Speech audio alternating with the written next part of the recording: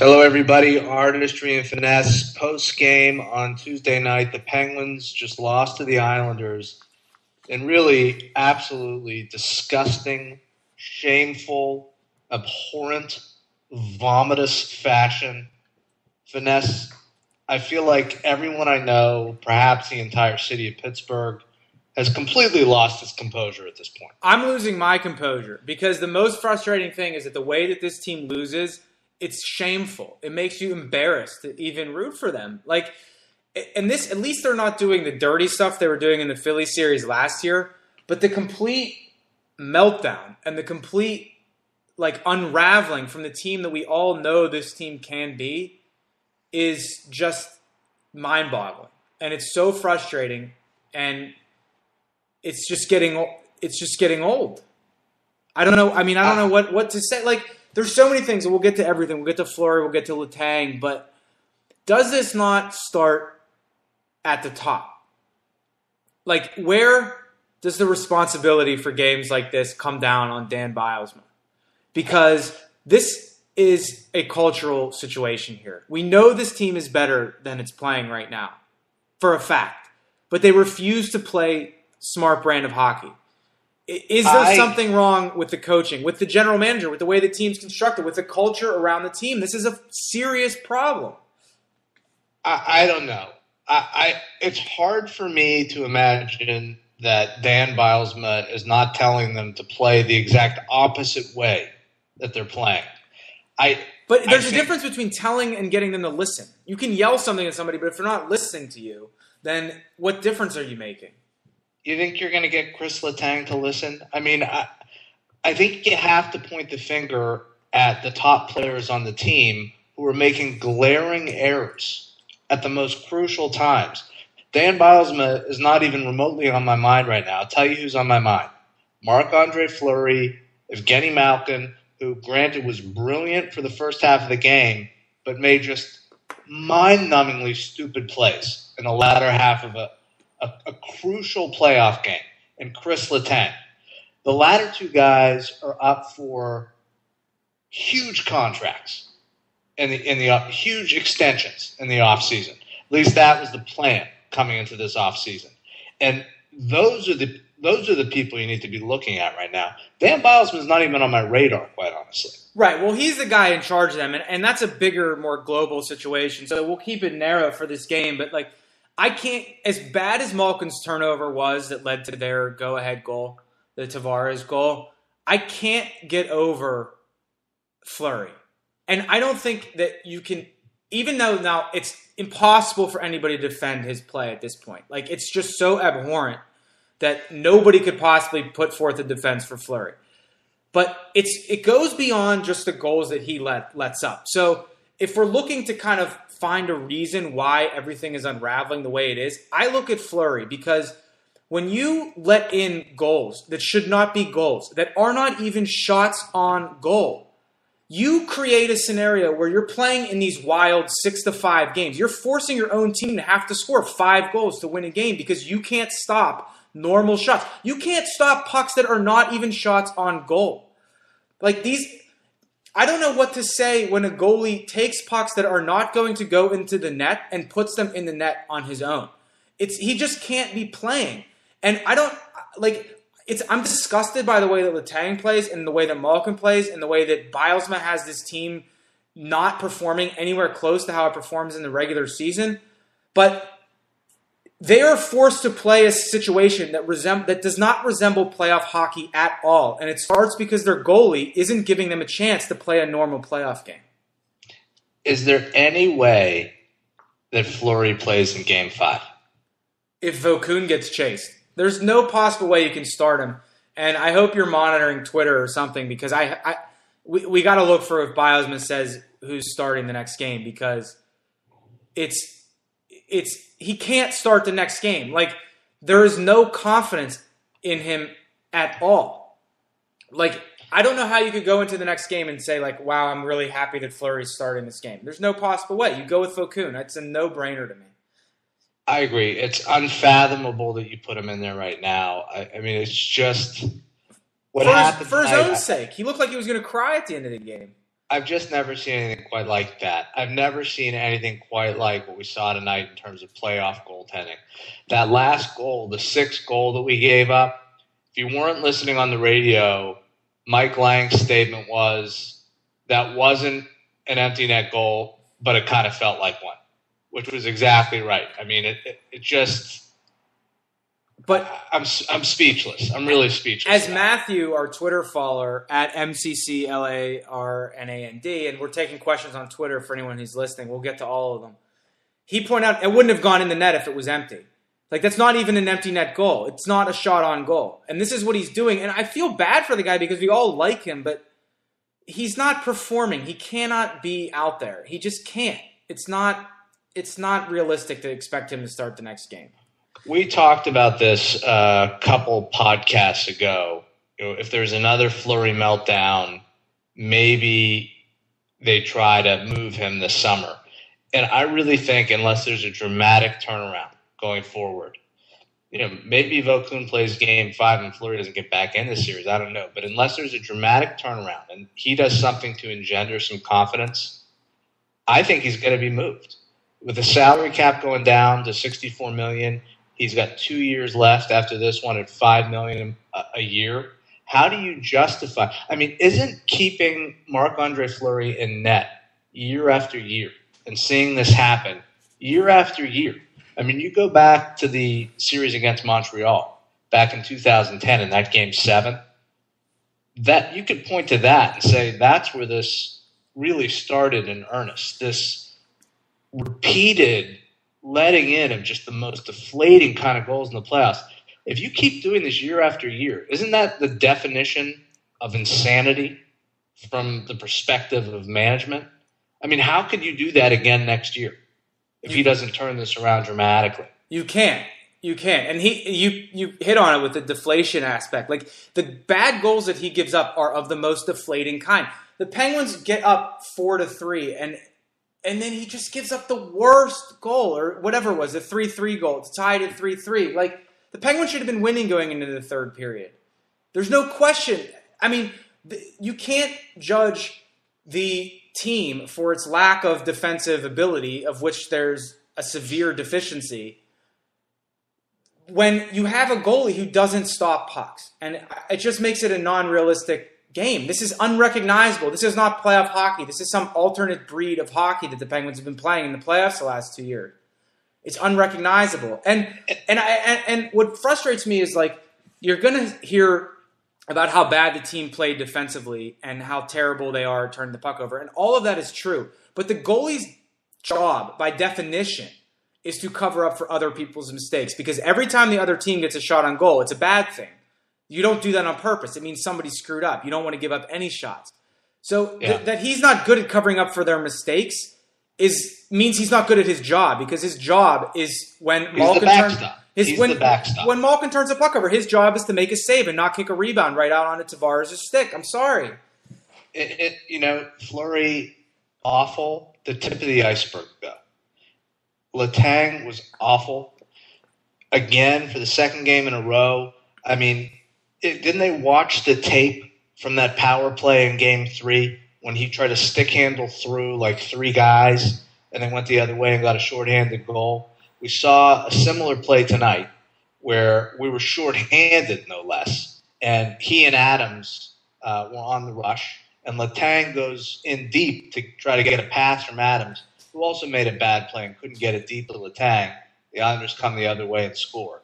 I mean, for a team that has won a Stanley Cup, with a lot of players that won a Stanley Cup, a ton of playoff experience, there's just a startling lack of composure in this group. Well, let me go full circle on Letang, what I started talking about at the beginning of the podcast. And this is my new theory on him. I don't think he's being coached properly. I know that he's an idiot, and he plays like an idiot, and he does really dumb things on the ice. But is anyone holding him accountable? Is anyone teaching him not to do these things? Or is he just so dense that he doesn't get it?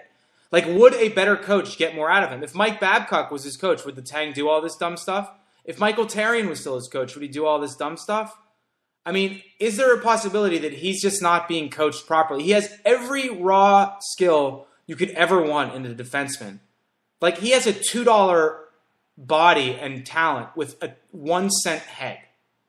Yeah, I agree. And quite honestly, I'm not sure Gino is that much smarter.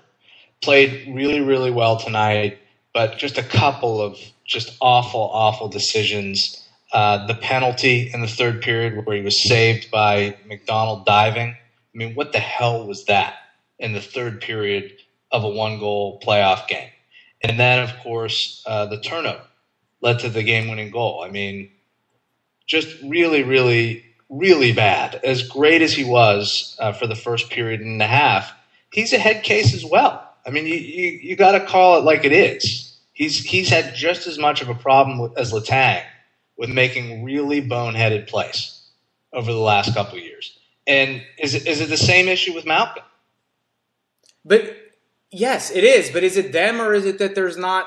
I don't know. I mean, I'm not saying you bench these guys, but whatever cultural thing is going on with this team that allows this to happen, and maybe Crosby takes some blame for not being a leader. Like, can Crosby get in Letang's face and be like, "Dude, what is wrong with you? What are you doing?" I mean, Crosby looks like he doesn't say anything on the ice.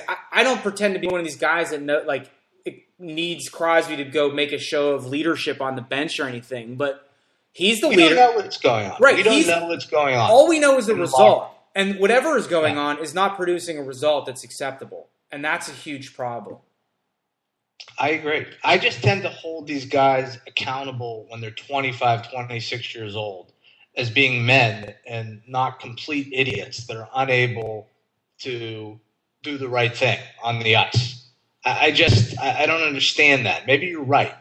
Maybe it goes deeper and it's a coaching issue, cultural issue, it's a leadership issue, country club issue, maybe, atmosphere. But these guys, they're the leaders of the team. It didn't stop Lemieux and Yager from winning cups, They only won 2. I'll remind you, and this team came damn close to winning 2. So I don't know what's going on. Whatever's going on is not acceptable, and it's just embarrassing. Like, the team loses in a really embarrassing way. We don't play real playoff games. If we get bounced this series, do we shut down the blog? I don't know. We have to think about it.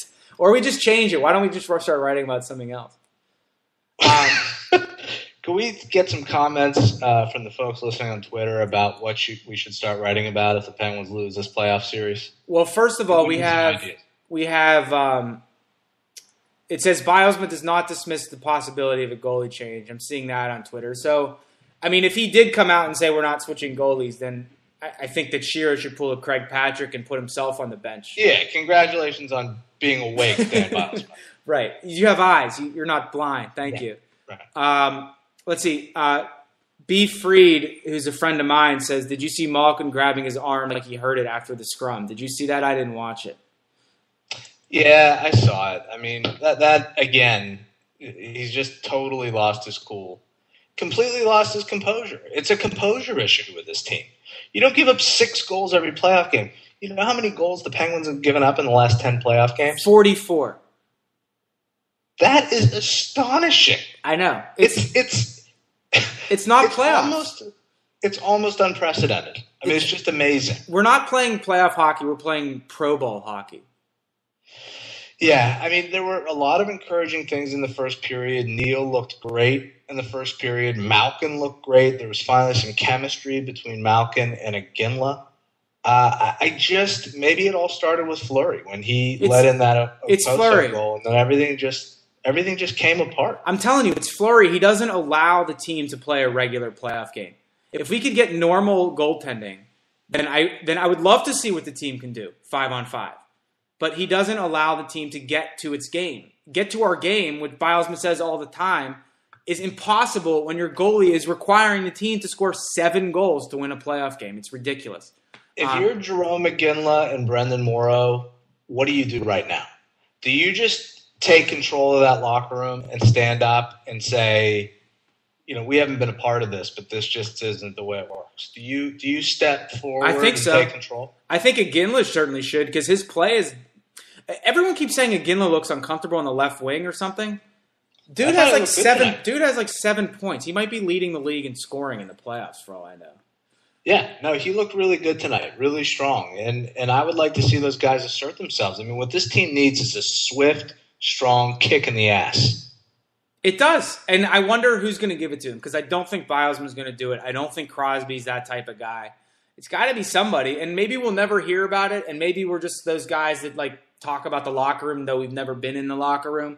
And that could be very annoying. And I recognize that possibility. I don't care if you're annoyed. I don't care out there if you're listening and you're annoyed. I don't care. Let me get to some of the Twitter comments because there are some coming in. Go ahead. Sup, Cussy, my friend John. Can't imagine how the Raw Emotion podcast is tonight. Great penalty, Gino. Fleury needs to go. Eric is the worst. Eric says it's like everyone's honking in the parking lot. Let's go Islanders. It's like Kwanzaa. I don't know if you like that kind of racial stereotyping on our podcast, Eric. We don't like it at all. I also don't like the drunk people at the Nassau County Coliseum throwing beer bottles on the ice. It's just not. That's not okay. Eric, get that crowd under control. Well, it's okay if it would have actually hit Nabokov, but it only rolled to his foot. So Dom says Bilesman has to make some type of adjustments. The Pens forecheck is awful, and they concede the neutral zone way too easily. Yeah, I think that's true. I think that for the forecheck situation, you got to give some credit to the Islanders. They've done a much better job than I expected getting the puck out of their zone. Like we haven't really been able to get a forecheck going, and yes, Bilesman has to do something about it, but the Islanders have done a good job with that. Yeah, they deserve credit, and as far as the neutral zone play goes, they're giving a tremendous amount of respect, as they should, to the Tavares and Grabner lines. I mean, just backing up deep when those guys get the puck. And it lets them build up some speed through the zone, but I think that they're just afraid to get burned, as they should be. But we were better 5-on-5 tonight. We win this game. We should have won this game, in my opinion. Yeah. If it wasn't for Fleury. I mean, I'm sorry. Like, I don't want to be the guy that's so simple, like, oh, blame it on the goalie, but we should have won this game. And I blame Fleury. Let me ask you a question. Wait, let me get to before you get to the next one, let me ask you a quick question. Right. If you're Crankshaft, do you go into the locker room and rip the locker out of the stall before the next game? I think and just throw it into the center of the room? I think this is what you do. Do you pick up... Who's been the worst player for the Penguins in the playoffs, other than Fleury? If you're Crankshaft, do you pick up Matt Niskanen and break him over your knee? Well, no. This is what I think you do. If you're Crankshaft, I think you take Mark Eaton. I think you go into the locker room, you take your hockey bag, you dump out all your equipment. Then you go grab Mark Eaton, you put him inside your hockey bag. You take him out to center ice. You zip the hockey bag, you take the bag out to center ice with Mark Eaton in it, and then you drive the Zamboni over the hockey bag repeatedly. And you say, this is what I feel like having come to this team and getting embarrassed by the New York Islanders. I feel like Mark Eaton getting run over by a Zamboni in a hockey bag. Yeah, Mark Eaton is like a bad Steelers punter right now. He's like Harry Newsome right now. He just punts the puck into the neutral zone. Or if he even makes it out of the zone. He's been usually awful. He gives away in the zone. Awful. Terrible. I just don't know. I think so. David says almost has to be on Malkin Letang for losing their heads. Clearly, point of emphasis in beginning of game to play smart. True, they deserve. I agree. For personal responsibility. They deserve 95% of the blame, but they should have to do community service. The emphasis can be on playing smart, but if the team isn't playing smart, then whatever you're emphasizing isn't getting through. Like, it's one thing to have the right message. It's another thing to get the message through that people actually do it. I think they're dumb people. I really do. I do too. I think Letang is the dumbest player in the league. Yeah. And probably the most frustrating because he's nominated for the Norris Trophy and was tied for the league lead in points among defensemen, missing like 25% of the season. And he is awful. He gets so, like, there's not another player who gets less out of his natural talent than Letang. And he gets a lot out of it. He should be the best defenseman in the league. The pendulum just swings so wildly back and forth with him. I mean, game one, he was by far the best player on the ice. We talked about it after the game. He was all world after that game. and he's just swung completely in the other direction. How do you rely on a guy like that as a cornerstone of your franchise? I don't know that you do. You don't. And if the Penguins lose this series, there's a severe reassessment that needs to go on of what the model is going to be for this team going forward. A serious reassessment. And that's every single player except for Crosby. We got any more tweets? Yeah, we got Don. He says, how do you get the Pens to work? Flower aside, that seems like the biggest problem to me. I guess he means work harder. I mean, I think they're working hard. I think it's difficult when you can't, again, I keep going back to it, they can't play a normal playoff game. We want to see them win a 3-1 playoff game. It's not going to happen when they're not getting goaltending that can produce that result. Do you think the Penguins are working hard enough? Do I think they're working hard enough? I think that it's not a matter of effort. Again, it's a matter of composure. Like you just need to realize that you got to control yourself out there. They're making just crazy plays. I mean, Malkin's play to give that puck away, it made no sense. It makes no sense in a 1-goal game to go on a rush shorthanded. I mean, they're just obvious things that they're not doing. Maybe it's the coaching, but these guys got to know better. They're professional all-star hockey players in the playoffs with a ton of playoff. This isn't Simone Dupre making these mistakes. Right. Matthew, again, imagine how much worse this is without Chiro's moves. Well, the Iginla move looks great. Iginla's good. Iginla's really good. I like him very much. Morrow isn't working out all that well because I just don't think that it's getting exploited. It's just playing with Sutter. It's just not. I mean, they did have the goal tonight, but on a consistent basis, it's just not a good combination. And Jokinen has not looked good, and Cook's been kind of invisible. So I don't know. Yeah. And Douglas Murray's. Imagine if we didn't have Douglas Murray and we had to play Dupre or so and so. And if in games 1 through 3 it was Dupre and Englund in the game rather than one of them and Murray without Orpik in the lineup. Yeah, it's a bit of a house of cards, the defense. We said at the beginning of the year that it wasn't a strong enough defense to win, and we pointed to the fact that after Letang and Martin and Orpik, you got a bunch of bottom-pairing defensemen. I'm not so sure that anything has changed at all. I think that throughout the latter part of the regular season when we were rattling off just an incredible amount of wins, it was really just overwhelming teams with talent and with a system that was working effectively. But in a 7-game series against a team with speed, where there's a little bit more of a chess match going on, teams try to exploit matchups, just like against the Flyers last year when we saw Lovejoy and Niskanen constantly getting exposed. Same thing happening now. They're just targeting those lower-level defensemen and just abusing them. And now Mark Eaton's in that group as well. And it's just a real deficiency with this team. And if you add the fact that Fleury lets in, just trickling, deflating goals, then you're just compounding that issue and making it just an enormous Achilles heel. Yeah, it's bad. However, before we get too down, we should leave with optimism. Alicia is asking for some optimism. I can give you that.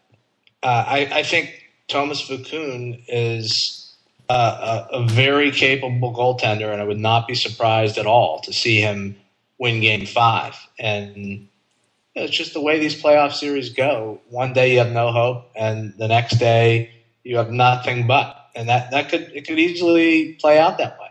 I want to make one of those bets where if the Penguins can win a normal playoff game 3-1, then I'll get like a tattoo on my face or something.